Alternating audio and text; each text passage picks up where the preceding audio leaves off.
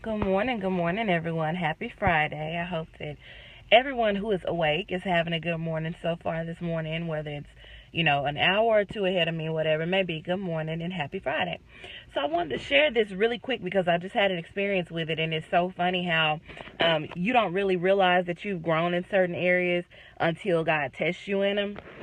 And so I used to have really low self esteem. I did. And I always felt like it was my responsibility to chase a man for that reason. This morning, I had stopped to get some gas, and a man approached me. And the very first thing that he said was, good morning, beautiful lady, how you doing? And, in my mind at this point, instead of being so desperate for the attention, it was more of, okay, put on your spiritual eyes and begin to filter, because the old me would have been like, oh, attention, and I would have ran head first into it. But the fact that God has done so much work in me, I love, because now I really am led by the Holy Spirit. And my first thought was, okay, Holy Spirit, filter this out for me, because I need to be able to walk in discernment right about now. So as he approached and he, was speaking or whatever, I asked him before anything else got started, I said, how's your relationship with God? And it's so funny because I used to never be concerned about that, but because now God has brought me such a mighty long way, and I am in ministry, and my life is in a completely different place, and I'm no longer broken. I'm not desperate for the attention or the man. I'm more interested in, are you a godly man before you even approach me, and what are your intentions? And so I asked him, I said, how's your relationship with God? And he kind of paused and looked at me like, that's the first thing you want to ask me? And he said, well, I put him first above everything. And I said, well, you got to come better than that, because I'm in ministry, and just putting him first above everything else is not, that's not the only thing. So we talked some more, and he forgot his cell phone and didn't have no paper. So here's the point of what I'm getting ready to say. The point of what I'm getting ready to say is, ladies, a man should always work for you. It should never, ever, ever be you working for the man. And so as we stood there at the pump and he's talking, and he's trying to get my phone number and all of that, he's like, man, I forgot my phone. My phone is in my car, and I don't have any information. Because the old me would have been like, oh, it's okay, here, I'll write it down for you, trying to scramble away to give this man my information.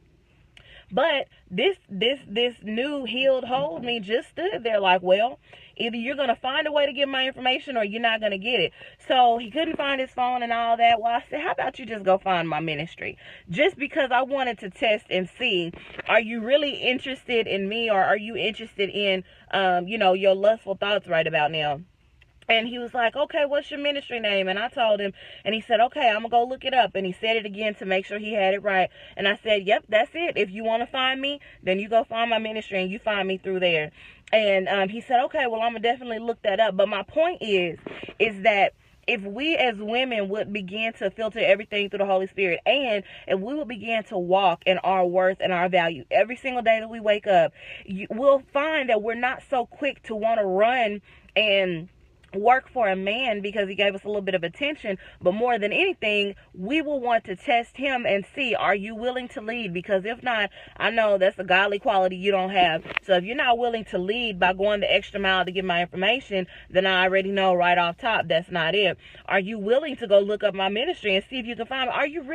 Are you willing to Google me? Are you willing to do the research necessary to find me? Because as we know, and Minister Rod Racer, good morning, Carrie. Minister Rod Racer, who is on my page, who has a heart for singles and empowering women and men, he always says, you don't want to deal with a grown boy, and that a woman should never work for a man. And it's so true. He always says, men go after what they want. And I can say that's the honest to God truth. And so if this individual is actually interested, he's going to go find my ministry, and he's going to find me through my ministry. And if he's not, then I won't be hearing from him. And for the first time in my life, that's perfectly okay, because like I said, when I was broken, probably even a year ago, I would have jumped at the opportunity for someone to approach me. And if he didn't have his phone and he didn't have pen and paper, then I would have went scrummaging around for pen and paper to try to give him my information, because I would have been so desperate for the attention and for the interaction, because I've been single for over a year,